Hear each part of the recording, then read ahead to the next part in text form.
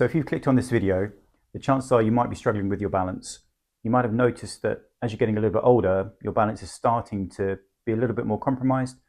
Perhaps you're less confident on your feet now than you used to be. And in particular, perhaps you're noticing that you're stumbling a little bit, having some near misses, almost falls, or you're struggling to go from sitting to standing without feeling totally stable. If that's you, then this video is entirely for you. We're going to talk through the 4 main reasons why your balance might be being compromised as you get a bit older. And I'm also going to give you the strategies to help you overcome this that you can implement immediately that this video ends. So take some notes.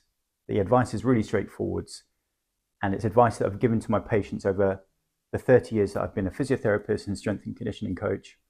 It works, and it can work for you too.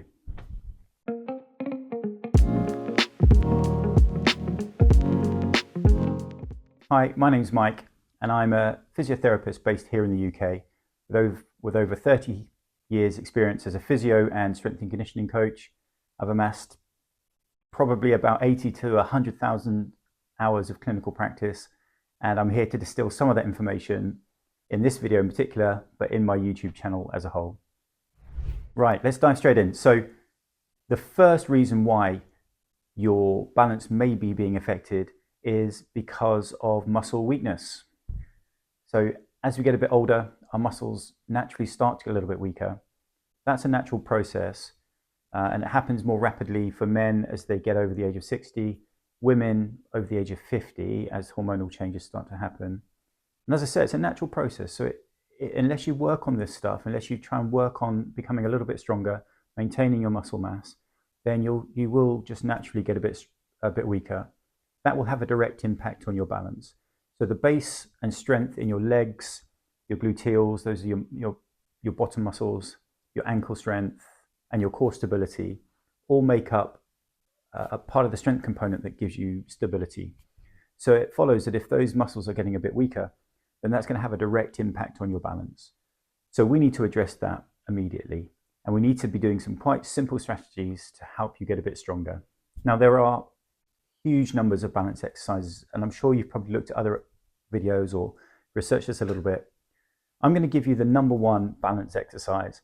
I've used this routinely for hundreds of patients over many years, and I like it because it produces quick results. It's safe to do, and also you don't need any equipment, and you can start right now. And here's the exercise. So let's just run through it. So the exercise is actually a slow stand to sit. Okay, so this is my all-time favorite exercise for improving leg strength, bum strength, hamstring strength, ankle stability. And the great thing about this exercise, which I love the most, is it just doesn't concentrate on one joint. So as we do this exercise, we work the hip joint, the knee joint, the ankle joint, our lumbar spine, and our core stabilizers and our tummy muscles. So the exercise itself is a slow stand to sit. And we try and make that as slow as we can. I advise my patients to try and make that last, the actual lowering process, take about 3 to 4 seconds if possible. But obviously that's something that you might need to build up to slowly. So let me show you an example of that. So with the chair directly behind you, your legs against the chair, I want you to slowly bend your knees. You can use your hands if you want, or your arms to give you some balance, but notice I'm going down really slowly into the chair, and a nice graceful landing. Okay, and then you can just drive up from the chair again. Okay, so that's the exercise, really simple. You might need to actually use something to help you with if you're struggling with that, or if you're getting a bit of pain through your knees and your hips. So I quite like sometimes to use a chair. So let's go with that. So you would put a chair in front of you as well as behind you, and then you can just hold on to the chair and just slowly lower yourself down, 3 or 4 seconds. And the graceful landing is the key. Okay, so we're just trying to make that as graceful and as slow as possible. And that puts the quadricep muscles on a real big stretch. And they have to work really hard to maintain that. The hamstrings working super hard too, and so are your glute muscles. And those are the particular muscles that we need in order to improve our balance. So for this, I would just try maybe 4 or 5 repetitions for your first time that you do it. And if that feels really straightforward, you can add another set of 4 to 5 repetitions, and then just see how you are the next day. So if you find that you're a bit achy the next day, then that's totally normal and to be expected. But if you find you've got any aches or pains in your knees or your hips or your lumbar spine that don't get better within about 24 hours, then you might need to reduce the number that you start this exercise with. But this is a great one-stop exercise, and is all you need to start improving your lower leg strength in order to make your balance a bit better. Okay, so on to reason number 2 why your balance may be being affected, and that is because of your eyesight. So you, again, as we age, our eyesight tends to deteriorate and get a little bit worse. So this can be a real issue when it comes to balance, because about 25% of our balance comes from what our eyes are seeing. So the information coming in through our eyes, coming onto our brain, and giving us that extra feedback and information that your brain can interpret and help with your balance. So the tip for this one is really straightforward. If you haven't had your eyes tested recently, you really need to go and get that checked out. So we need to know if you're not wearing any glasses, if you do need them. We also need to know that if your prescription needs changing. Also, really simply, if you're not using your glasses when you should be, or not having your contacts in when you should be, and you're noticing your balance is a little bit compromised, then please wear your glasses, get a check on your eyesight, and make those up to date as you can. In terms of improving our eyesight, there are not many strategies that actually directly improves our eye function, our eyesight as such. Those that claim that they do are kind of lacking in a bit of research. So the way that we get around that is to try and improve the quality of the eyesight that we have. And we can do that through a diet rich in vitamin A. So if you think of vitamin A, you need to think of green leafy vegetables, dark green leafy vegetables, things such as kale, spinach, cabbage, things like that. If you are a meat eater, vitamin A is plentiful in things like liver and organ meats. And you should add some of these things into your diet regularly in order to make your eyesight as robust as you can. Secondly, as part of this, you also need to just be making sure that you're drinking enough water. So the third reason that your balance might be being affected is because of a decline in your vestibular system. So the vestibular system essentially is located in your inner ear, and it's the component that helps your body produce some equilibrium when you stand, walk, change direction, and that deteriorates with age, a bit like your eyesight. So it becomes less efficient at picking up the information and providing our brain with it so we can make good sense of it. And it can certainly make us feel unsteady on our feet if that declines. The fantastic news about this is that it can be retrained, and I've used it extensively with patients with balance issues or vertigo, dizziness, etc.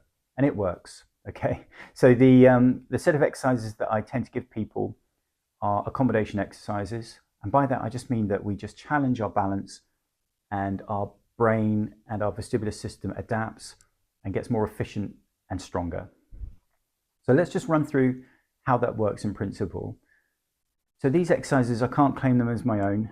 They're actually developed in the 30s, I believe, by Cooksey Cawthorne, a couple of people that developed these off the back of some research working with people with dizziness, vertigo, etc. So, and they come in stages, and the way in which they work is that you kind of work through the stages as you get better. So stage 1, we'll just run through stage 1 and 2 for you here.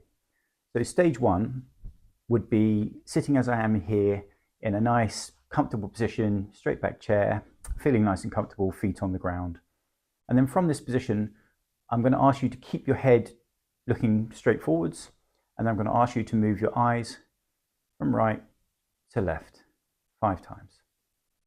And you're going to do that 5 times. I'm not going to run through all of it, but that's the essential bit. Then once you've done 5 times right to left, I'll ask my patients, and I'm asking you as well, to look up and down. So you're not using your head at all. This is just your eyesight. So remember, you do that 5 times for each of those.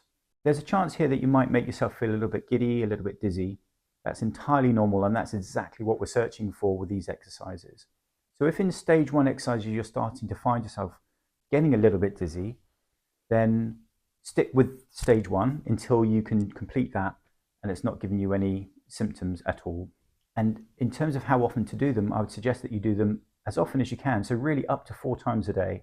So just these little and often bits challenges your vestibular system, and your vestibular vestibular system, overcomes that, gets better, stronger, more robust, and in return, you notice that your balance gets a bit better. The second stage of those exercises is actually to do them in standing. Okay, so it's a bit more challenging for the vestibular system to cope when you are on your feet. And so I would suggest doing option one. If you feel option one is just too easy, it's not provoking anything at all, then you can move on to option two, which is just to perform the same movements, but just in standing.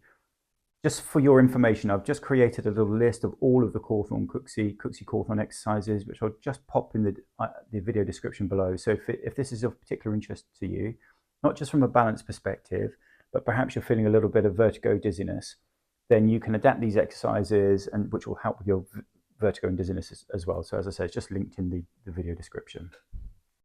Okay, so we're rattling through these. The fourth reason why your balance may be affected is because of your proprioceptive system. Now, your proprioceptive system is just the system that sits in all your synovial joints. There's some little sensors in all your synovial joints in your body. Synovial joints are things like your wrist, your fingers, your elbows, shoulders, knees, etc. Any that contain fluid within them. And really, the synovial joints with the sensors help our body's awareness of where we are in space, which will help your balance. So for example, I've got my left hand out here to the side. I'm not looking at my hand, but my body knows where it is in space. And that's because of those proprioceptive sensors sending signaling back to my brain to tell them that where it is in space and to give all that accurate information. And it's the same with your feet when you walk, or if you balance on one leg, the same thing happens. You don't need to necessarily look at your feet in order to have balance, but your brain is constantly giving you lots of feedback from those proprioceptive sensors to ensure that happens really efficiently. Again, with age, those proprioceptive sensors just become a little less efficient. The pathways as well break down a tiny bit. But the good news is, with balance and specific training of those proprioceptive sensors, we can actually improve them. Okay, so again, I mean, if you've done a little bit of research on the internet or had a look on YouTube for balance exercises, you'll see a lot of these proprioceptive exercises. And we need to wade through which ones are most efficient for you. So I'm going to give you, again, the biggest bang for your buck. So this exercise I'm going to show you shortly is the one that I give to most of my balance patients. It's progressive, so you can actually build on that and make it a bit tougher as you get better at it. And it just works. So I'm going to show you how to work the proprioceptive system. So an exercise that works on balance and control, and helps to give the body some feedback into the proprioceptive system to help it improve and get stronger, and in return, improve your balance. So you can do this again with a chair sort of to your side if you need to, for a bit of added support. And I like to call this the proprioceptive clock. Okay, so imagine we're standing in the center of a clock here, with 12 noon being directly ahead of you and 6 being directly behind you. And to start with, you just balance on one leg. Okay, so if you need to hold on to a chair here just lightly, maybe just using one fingertip, and then we're going to reach out the other leg to 12 o'clock and back again. And then we're going to reach out to 11 o'clock and back again, and 1 o'clock and back again. You can come out to 9, and you can also cross the body, come to 3 and to 6 and back again. And that's it. That's one repetition. So you might choose to use the 4 compass points, for example. So north, south, west, and east. But I quite like to use the clock because it gives you a bit more precision over where you're placing your foot. And so you start this by perhaps holding on lightly, as we discussed. And then as you get a little bit better at that, you could reach forwards and back, out to the side and back, slightly across you and back, and away from you and back. Making this exercise a bit harder would be not looking at your foot when you're doing this. So I want you to look directly ahead. So you can look at your foot. That makes it a little bit easier. But what I'd like you to do is to try and do this looking straight ahead. So we're training that proprioceptive system that's telling our body where our foot is in space as we're doing this exercise. And you don't need to do many of these for it to make a massive impact. So I would start by doing perhaps 2 or 3 repetitions of the clock. So 1, 3, 9, 6, for example, and just doing 2 or 3 of those. And it doesn't matter when you do them throughout the day. Unlike the vestibular system, you don't need to train them sort of 4 or 5 times a day, but a couple of times a day would be good And so you can start this straight away and see how you get on. Okay, so there you have it. You've got really the 4 main reasons why, as you get a little bit older, that your balance might be being compromised. You can pick and choose any of those 4 if you like, but my recommendation is that you actually do attack all of these issues all at the same time. So that will require you getting an eye test, doing some of these exercises, etc., getting a bit stronger. And it does require some input from you. Okay, so this isn't going to happen by itself, unfortunately, but the guarantee here is that if you do them and you do them consistently, and the consistency comes from doing them every single day, but you'll notice from the exercises that I've given you that they don't take long to undertake, they're easy to complete, you don't need any equipment, and you can start making a massive positive impact into your balance immediately. So when this video ends, I challenge you to start doing some of these exercises and to see what impact they have on your balance. I'd really like to know how you get on. So let me know which of these 4 strategies you've tried, or if you tried all 4 of them, in the comments below, and let me know how you got on. I'd be really interested to see how you find them, and I'm going to look forward to hearing some of your success stories as well. But I'd just like to say a big thank you to watching my first video. I'm going to be putting out a lot more content like this over the next few months. Really, my goal is to help you become the healthiest, fittest versions of yourself that you can. And if that sounds like something that you would like to hear more of, then I'd really appreciate it if you could like the video. It really helps the channel. And subscribe if you'd like to hear more videos from myself. But in the meantime, thanks for watching.